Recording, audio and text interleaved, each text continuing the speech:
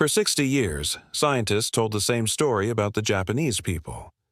They descended from two ancient groups: the Jomon, hunter-gatherers who had lived on the Japanese islands for over 38,000 years, and the Yayoi, rice farmers who arrived from mainland East Asia around 3,000 years ago, bringing agriculture, bronze, and iron with them.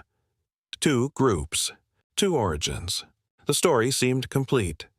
But in May 2026, a team of geneticists at the RIKEN Center for Integrative Medical Sciences published a study that shattered that story entirely. After analyzing the full genomes of more than 3,200 people from across Japan, they found something no one expected. There was a third group, hidden inside the DNA of modern Japanese people for decades, hiding in plain sight, and its discovery rewrites everything we thought we knew about who the Japanese really are. To understand why this discovery is so significant, we need to go back to the beginning. Japan is one of the most geographically isolated nations on Earth, an archipelago of nearly 7,000 islands, separated from mainland Asia by the Korea Strait and the Sea of Japan. That isolation shaped everything: the culture, the language, and, as scientists now know, the genetics. The Jomon people arrived in Japan during the last ice age, when sea levels were lower and land bridges connected the islands to the continent. For thousands of years, they lived as hunter-gatherers and fishermen, developing one of the oldest pottery traditions in human history. Their DNA was distinct, a genetic signature found nowhere else on Earth in quite the same form. Then, approximately 3,000 years ago, everything changed. A wave of migrants from the Korean Peninsula and mainland China arrived, bringing rice cultivation, metalworking, and a completely different genetic ancestry. These were the Yayoi people. They did not replace the Jomon. They mixed with them. And from that mixing, the Japanese people as we know them today began to take shape. For 60 years, this two-group model was the accepted scientific consensus. Textbooks repeated it. Researchers built careers on it, but there was always something slightly wrong with the data. Certain populations within Japan, particularly in the northeastern Tohoku region, carried a genetic signature that did not fit cleanly into either the Jomon or Yayoi categories. Scientists noticed it, but could not explain it. Until now, the breakthrough came from scale. Previous genetic studies of Japanese populations had analyzed DNA microarrays, essentially snapshots of the genome, covering a fraction of the total genetic information. What the RIKEN team did differently was use whole genome sequencing. Rather than sampling parts of the genome, they read virtually all 3 billion base pairs of each participant's DNA.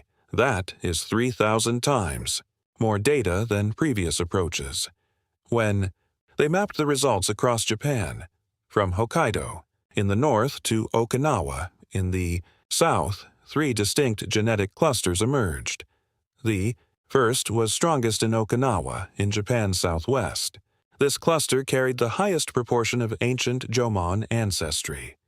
The second was concentrated in western Japan, Osaka, Kyoto, the ancient heartland.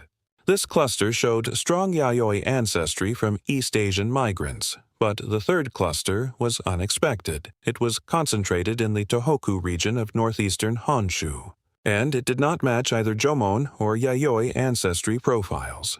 Instead, the researchers found it appeared to represent a separate strand of ancestry, with its own independent history, one that may link to a population from northeastern Asia that had not previously been identified in Japanese genetics. The scientists who led the study, including Dr. Chikashi Terao at RIKEN, had a hypothesis about who this third group might be. They believed it could be linked to the Emishi. The Emishi were an ancient people who lived in northeastern Japan during the early imperial period. For centuries, they resisted the expanding Japanese imperial state. They were described in imperial records as fierce, independent, and culturally distinct from the central Japanese population. Then, gradually, they vanished from the historical record. Their descendants were absorbed, assimilated, scattered.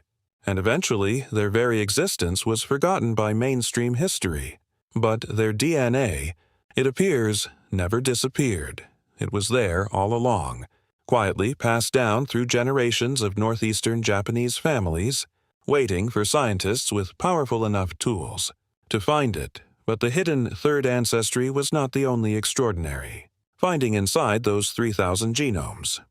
When the RIKEN researchers dug deeper into the DNA, they found something that connected modern Japanese people to a chapter of human prehistory far older than the Jomon. They found Neanderthal DNA and Denisovan DNA. These are not modern human populations. The Neanderthals were a separate human species that lived across Europe and Asia until they went extinct approximately 40,000 years ago. The Denisovans were another ancient human group, known almost entirely from a handful of finger bones and teeth found in a Siberian cave. For decades, scientists believed these ancient human relatives had simply died out, leaving no descendants, no legacy, no biological trace. But in 2010, the first analysis of the Neanderthal genome revealed something astonishing. The Neanderthals had not died out without leaving descendants. They had interbred with modern humans before going extinct, and their DNA, fragmented, ancient, but real, was still carried by people alive today. Every person of non-African ancestry carries approximately 1 to 4% Neanderthal DNA, and the RIKEN study revealed that Japanese people carry a distinct set of Neanderthal and Denisovan genetic variants that are largely unique to East Asian populations. But here's what makes the Japanese findings truly extraordinary. These ancient genetic variants are not merely historical curiosities. They appear to be actively influencing the health of modern Japanese people today. The researchers identified specific Neanderthal-derived genetic regions associated with an increased risk of type 2 diabetes. Others were linked to cardiovascular disease and certain forms of cancer. And Denisovan inherited variants showed connections to how Japanese people metabolize certain medications, meaning that a 40,000-year-old genetic legacy could literally be influencing how drugs work in Japanese bodies in the 21st century. The ancient and the modern are not separate. They are the same story, written in the same DNA, still unfolding. Let us return to the Emishi, because their story deserves to be told. The name Emishi appears in Japanese imperial records as early as the 7th century AD. The central Japanese state, which was consolidating power and expanding northward through the main island of Honshu, encountered resistance in the northeast. The Emishi fought back, repeatedly, fiercely, and for centuries. Their most famous leader was a warrior chief named Aterui. In the early 9th century, Aterui led Emishi forces against the imperial army in a series of battles that dealt significant defeats to the Japanese state. He was eventually captured and executed in 802 AD, and with his death, organized Emishi resistance began to collapse. Over the following centuries, the Emishi as a distinct cultural group faded from history. Their lands were absorbed. Their people were assimilated into the broader Japanese population. By the medieval period, they had essentially disappeared from the historical record. But here is what the DNA study suggests. The Emishi did not disappear. Their descendants are still in Japan, concentrated in the Tohoku region, the same northeastern area where the Emishi once lived. There is a measurable genetic signal that distinguishes the population from western and southern Japan. The researchers are careful to note that the connection between the Tohoku genetic cluster and the historical Emishi remains a hypothesis, not a confirmed match. No ancient DNA has yet been extracted from confirmed Emishi burial sites. The link rests on geographic overlap and genetic modeling, but the signal is real. The third ancestry is real, and the most likely explanation, according to the researchers who led the study, is that it represents an ancient population, possibly the Emishi, possibly their predecessors, whose genetic legacy survived even when their culture and name did not. History forgot the Emishi. Their DNA did not forget itself. There is a common assumption about Japan, that this study dismantles completely. Japan is frequently described, even by Japanese people themselves, as one of the world's most genetically homogeneous nations. An island people, isolated for millennia, sharing a single unified genetic heritage. The RIKEN study shows this is not accurate.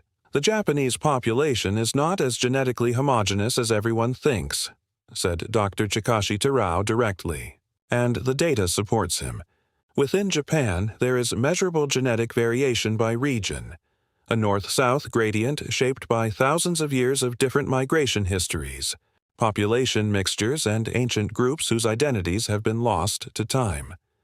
Okinawa carries a deep Jomon heritage, connecting modern Okinawans to some of the oldest human inhabitants of the Pacific.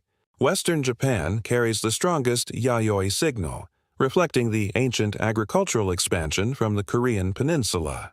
And northeastern Japan carries echoes of a third people, older, more mysterious, and only now beginning to be understood. The jewel database that the RIKEN team built from this study, the Japanese Encyclopedia of Whole Genome and Exome Sequencing Library, will make this research available to scientists worldwide. Future studies will use it to investigate disease risk, drug metabolism, and population history at a level of detail never before possible. And perhaps most profoundly, the study reminds us that national identity and genetic history are not the same thing. Japan, one of the most culturally unified nations on Earth, contains within its people the genetic signatures of at least 3 ancient populations, 2 extinct human species, and a history far more complex than any single national narrative can contain. The idea that any modern population has a simple unified origin is not just incomplete. It is, the DNA now tells us, impossible. What does all of this mean for the 125 million people of Japanese descent living around the world?